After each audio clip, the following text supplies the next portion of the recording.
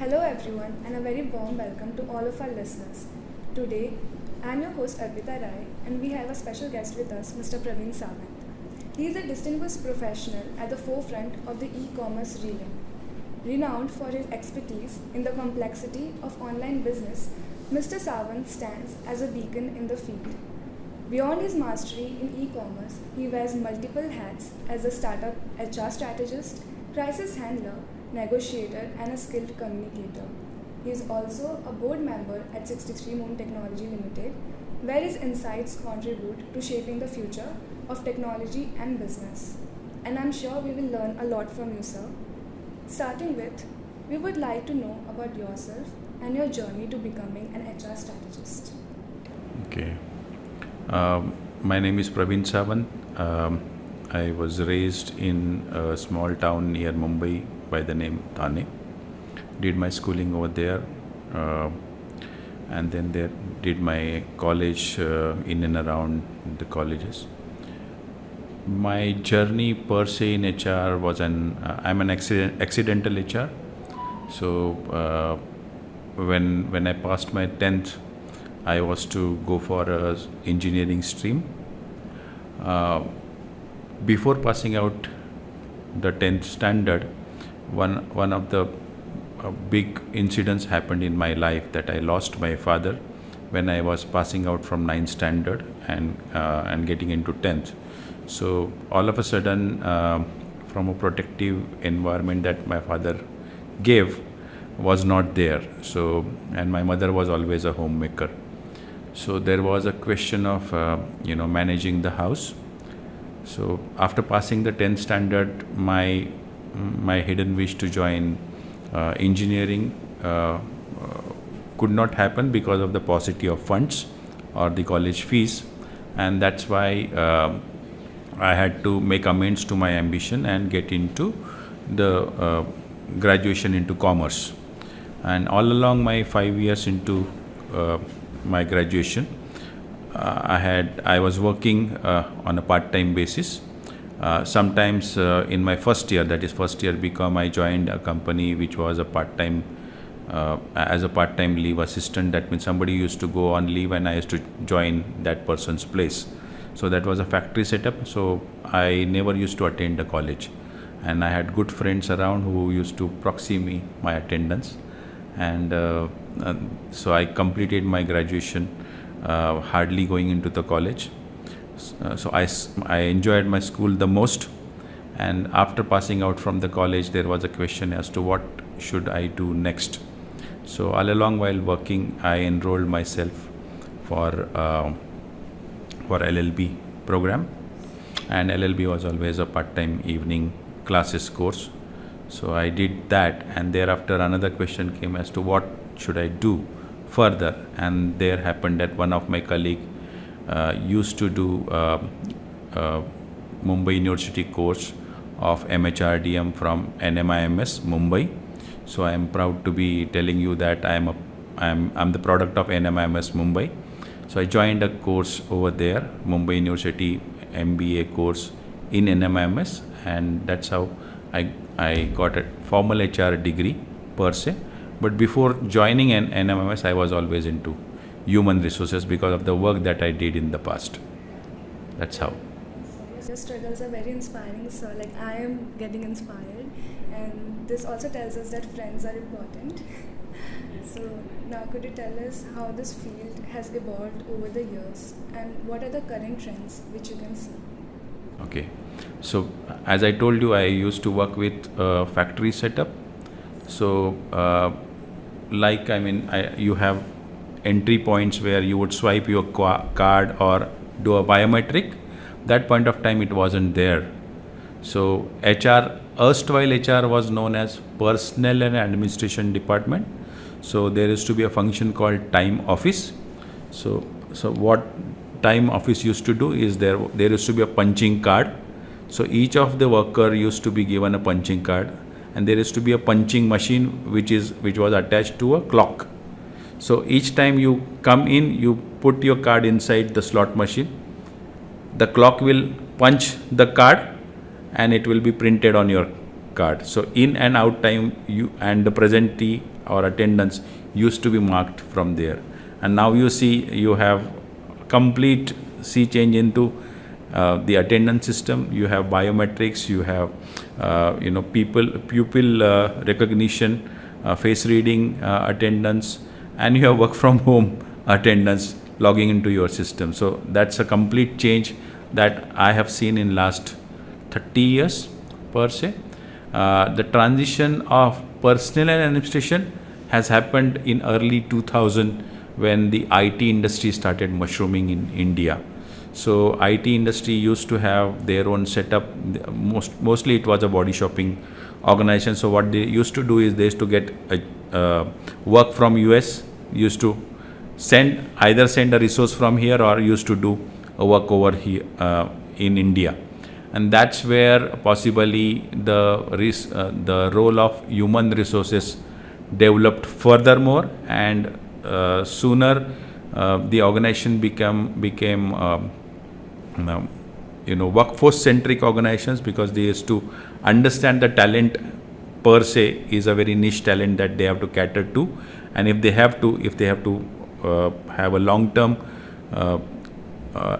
career, long term business goals to cater for the organization, they have to nurture the talent, retain the talent. And that's where human resource role came in, wherein the hiring, then the retention tactics, then the training and development, L&D, that you say, compensation benefits management, welfare management, employee engagement, all of these are evolved in last 20 years period of time.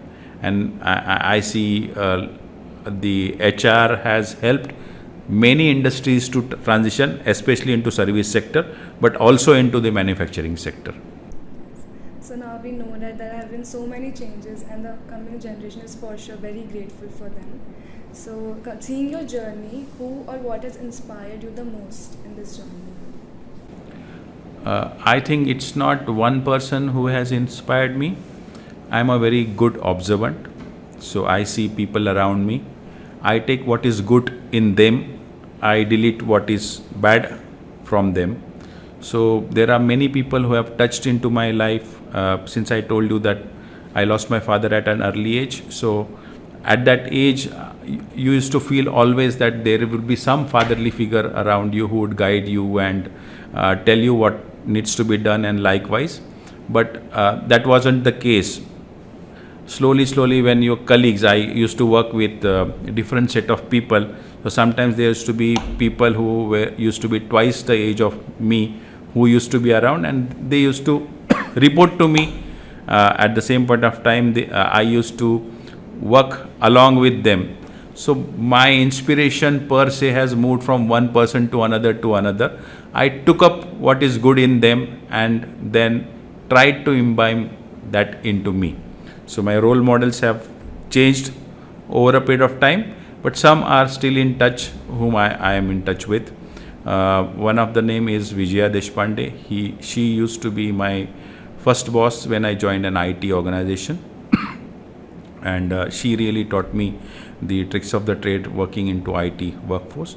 And second one is Dr. C.M. Dwivedi, Chandramouli Dwivedi, who used to be my boss in the current organization that I am working with. I am grateful to both of them for bringing in the thoughtful changes in my behavior, my aptitude, my thought processes, and likewise.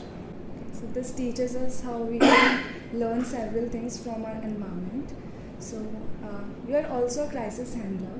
So could you tell us what is the first thing which comes in your mind when you come across a crisis, and how do you lead your team through it?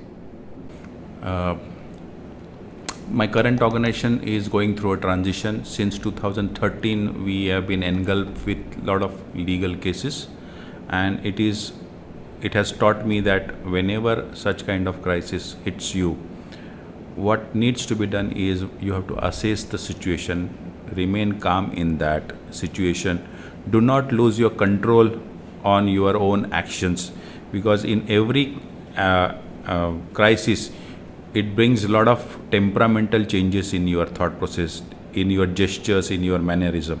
and if these are changes which are going to affect the large masses, because being a leader, you are also responsible for the actions of your own people, and they will see your actions and take meaningful messages from that. So how much you control yourself, how much you manage that crisis, is something which makes you a good crisis handler. One of the biggest example that I can give you is MS Dhoni. If the team is not winning, he takes to the death over, last overs, and that's where the opposition chickens out. So crisis is something like that. How much weightage that you give to a particular crisis, how much is you maneuver your resources around it, and how much that you possibly give a weightage to your inner instinct, is something which decides how do you mitigate those crises. Yes, I agree. It is a huge responsibility to be someone's role model, and I'm sure you are a role model to many of us. What are your thoughts on the HR field, and do you think it will come to be the most important field in the future? So as I told you, in last 30 years period, the transition of HR has evolved quite a lot. Doing a mundane task of managing the working hours to managing the deliverables, and then managing the aspirations of their workforce while retaining the talent. So it has moved. It's a complete sea change that you see in human resource arena. I personally feel that no organization can overlook the importance of human resource professionals. It's only the weightage which counts. How much is the weightage that one organization and their management gives to human resource professionals?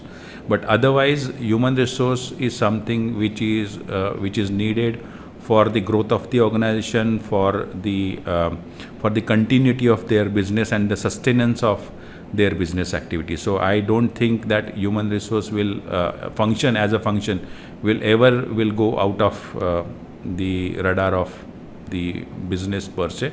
I see human resource professionals, if they take active interest into the business activities of any organization that they are working for, understands the domain, that they take a deep dive into the business activities, they can play a very catalyst role into bringing out a new business avenues for the organization, maintain the bottom line for the organization, and as well as be in the leadership role into their board members. Okay, so since it is such an important field, could you tell us what are the challenges that most HR professionals and strategists face in today's business environment, and how to cope with those challenges? Challenges were there, challenges were now, and challenges are going to remain as the competitive world is going to be. There are number of influx of foreign companies coming into India. It's a big market per se. Population, as I mentioned in my keynote address, has played all of a sudden has played an important role in the development of this country. We are moving towards $5 trillion economy, and the gigantic resource management, the infrastructure development that we foresee. Definitely, I see lot of new avenues and opportunities getting unfolded to the younger generation, and I personally feel that you all have lot of ways and means to make a good career into fledgling opportunities in India. Thank you, sir. And what are the best practices for creating an inclusive and creative work environment? There is no one size fit to all. One has to assess as to what are the business demands, who is your talent. So if you dissect your workforce, get into their their age, the diversity that you have, the geographically diverse organization, if they are spread across various centers, and then work out a meaningful employee engagement activities, it will take the organization to the places. But if the organization does only to tick a box, click a box that they have done employee engagement activity, that is not going to be fruitful, because this is a very aspirational workforce that the organization and the human resource are going to handle. They have their own aspirations, they have their own importance of their own priorities of their life. So their priority has to merge with the organizational goals, and then only the organization will succeed. So deep dive into your data and making a meaningful activities for the workforce is going to work out and bring out the sustainability for the organization. So to tell you an example, that we have a very young average age at my company, it's 27, 28. Some of them are not even married, but in the age that they are, they would be certainly getting married soon. So maternity leave is given. We have brought paternity leave for my employees. So as soon as they have a new baby coming into, we also give paternity leave to my male employees. Obviously, there is an act to give a maternity benefit act for women employees. So that's one. We are probably one of the only organization in India which gives a long holiday during Christmas. So from 24th of December till 2nd of January, my entire office is shut. And we look forward to go for a longer holidays of 10 days, go to different places, destinations, and come back rejuvenated on 2nd of January. We are one of the organization possibly which gives leave on their birthdays and anniversary days. We also have our own talent management avenues, where we nurture people where they would participate into Tata Marathon or nearby marathon races. We have trekkers, we have joggers, we have a fun club. We also have a club where people showcase their talent by performing for the employees, singing or dancing, group dancing, mimicry, skit, and all that. So, and we also have a family day where family visits our premises, go to the desk where their brother, papa, mummy works, and click photos and then post to the through the social media. So that brings the belongingness to the employees. So these are the ways and means wherein the employee engagement activities are happening. Apart from the serious ones where we do have skip level meetings, focus meetings, group meetings to understand the work challenges that they are facing. So this is what the evolving activities that in the current age. Thank you. Sure, sir. Now I know which organization to join. As you said, it is very important for the employees to have a similar mindset with the organization. So how do you recruit those type of employees? I think the talent that we recruit, I'm sure you understand, how a murtikar makes murti. So when it is coming to as a raw material, what it is? It's a raw soil, right? And then he puts that soil into some mold shape, and then with small patting and manuring, carving, then only the final shape comes into picture.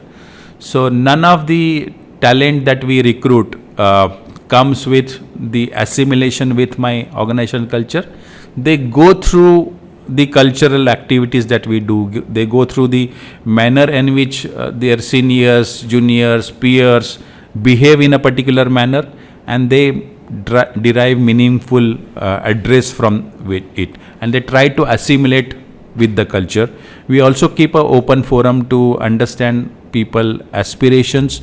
If they want to point out certain cultural lacunas, if they want to have certain freedoms to express, that also is possible, where we have multiple avenues available.